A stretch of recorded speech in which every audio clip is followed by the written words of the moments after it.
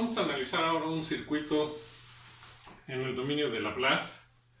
Y dice, del siguiente circuito eléctrico, determinar el valor de la tensión en el capacitor, en la resistencia de 6 ohms, así como la corriente I de t, todo en tiempos mayores que 0. Tenemos el circuito, aquí nos están indicando la dirección de las caídas de tensión de la resistencia de 6, de la caída de tensión del capacitor y la corriente I de t. Y nos dice que es en tiempos mayores que 0. Todos los circuitos tenemos primero que identificar si en él existen o no interruptores. En este caso podemos ver que hay un interruptor, por lo tanto vamos a tener que analizar el circuito tanto en tiempos menores que 0 como en tiempos mayores iguales que a 0. Además aquí nos están indicando que en un tiempo igual a 0 este interruptor se va a abrir, porque es un interruptor cerrado. Entonces iniciamos analizando el circuito para tiempos menores que 0. Ya sabemos que en este caso, si vemos el circuito original, la fuente sí va a circular, va a provocar que circule corriente a través del capacitor. Y como estamos en un estado estable y esta es corriente directa, ¿cuál es la diferencia de una fuente de corriente directa y alterna cuando tenemos este tipo de fuentes? Bueno, cuando esa fuente tenga un cis de 0, esto nos indica que es corriente alterna. No necesitamos que nos los digan de manera escrita. Simplemente, si no tiene el cis de 0, la fuente es corriente directa. Si tiene cis de 0 o cualquier otro ángulo, estamos hablando de una fuente de corriente alterna. En este caso es corriente directa. Y entonces, ¿qué va a provocar? Que donde estaba mi capacitor, ahora se tenga un circuito abierto, porque ya se cargó. Y una vez que se tiene un circuito abierto, lo que sucede es que las terminales se abren y entonces lo que se puede medir es voltaje. Por eso la condición inicial del capacitor es voltaje. Vemos el circuito y si lo analizamos tenemos dos trayectorias cerradas. Esta es una, esta es otra y esta no, porque estas terminales están abiertas. Únicamente tenemos dos trayectorias cerradas. El resultado del circuito es único, no importa el método que se vaya a emplear para resolverlo. Y ahorita lo vamos a comprobar.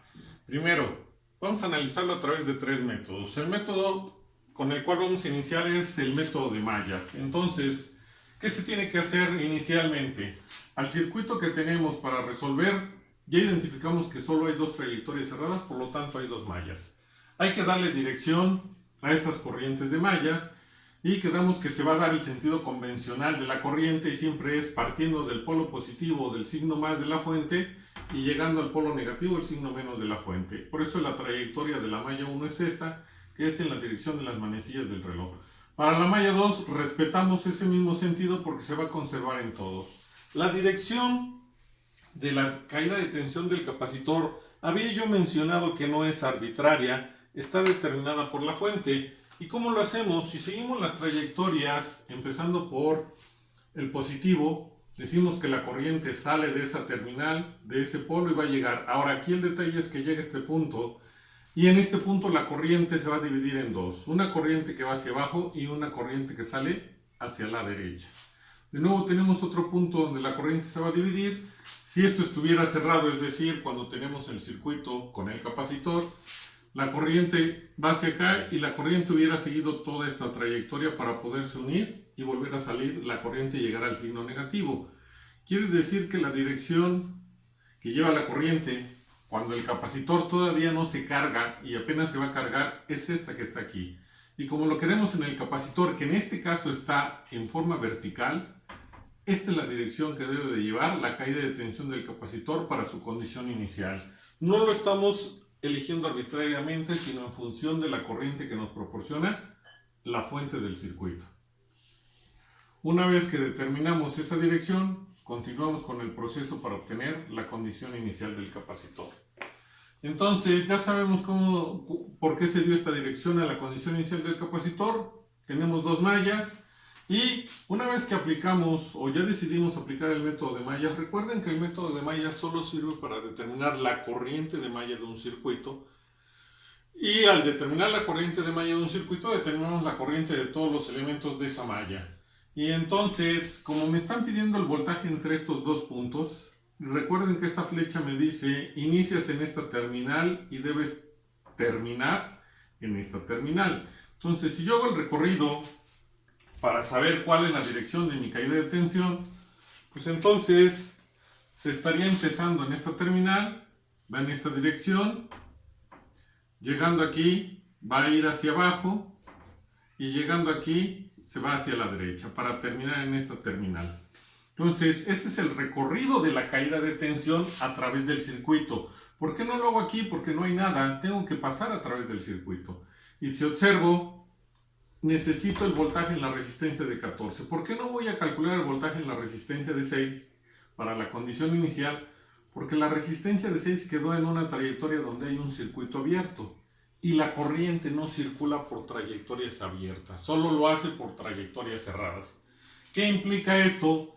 Que la corriente o el valor de la corriente que tiene esta resistencia vale 0. Y por ley de Ohm, que es impedancia por corriente, si mi resistencia es 6, si mi corriente es 0, pues tengo 0 voltaje en la resistencia. Por eso es que no lo vamos a calcular. Pero sí hay voltaje en la resistencia de 14. Y entonces podemos decir que del circuito que tenemos aquí, el voltaje del capacitor en tiempos menores que 0, es decir, su condición inicial, va a ser igual al valor de la resistencia de 14 por la corriente de la malla 2, que es la que circula. ¿Por qué lo vamos a dejar positivo? Porque ya se los había mencionado cuando se trabajó con la caída de tensión del capacitor en el dominio de Laplace, que si la corriente que circula por el elemento y la caída de tensión que se quiere en ese elemento llevan la misma dirección, el voltaje se queda positivo. Entonces, ya tenemos la forma en que vamos a obtener la condición inicial del capacitor. ¿Qué vamos a hacer? Pues calcular la corriente de la malla 2, que es la única que necesitamos encontrar. E iniciamos por calcular las impedancias propias y mutuas de cada una de las mallas. ¿Cuál es la ventaja aquí? Que únicamente tenemos resistencias.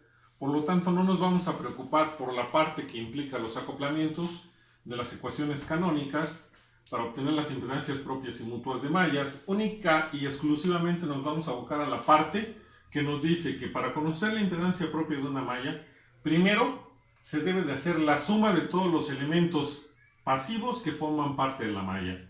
En la malla 1 es 8, 9 y 2, lo cual nos da 19 ohms. En la malla 2 es 9, 4 y 14, lo cual su suma nos da 27. Y después, eso es para las propias de mallas. Para la mutua de malla, necesito ubicar al elemento que quedó o comparten o está en medio de la malla 1 y de la malla 2, que en este caso es 9. Y ahí hacemos referencia a las corrientes de malla.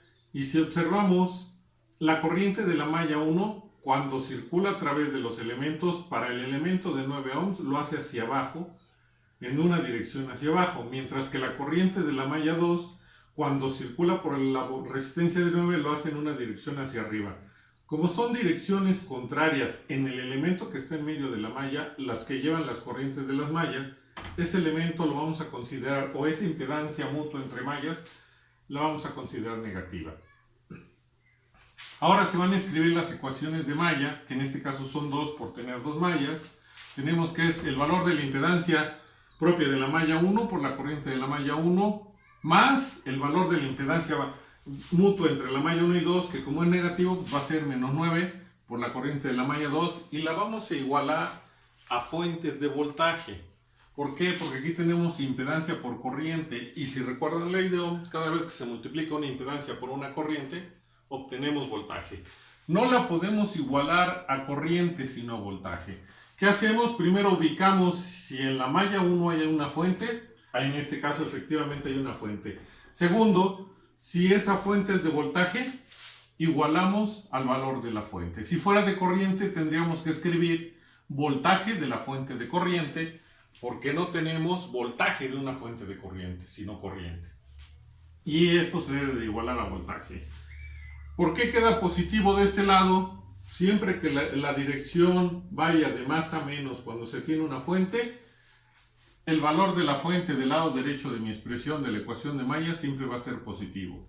Si fuera en sentido contrario, el valor de la fuente es negativo. En este caso lleva la dirección de más a menos, se queda positivo.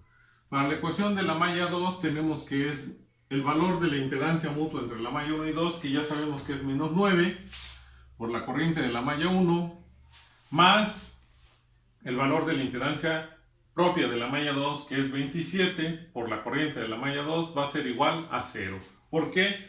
Porque en toda la trayectoria de la malla 2 no existe ninguna fuente.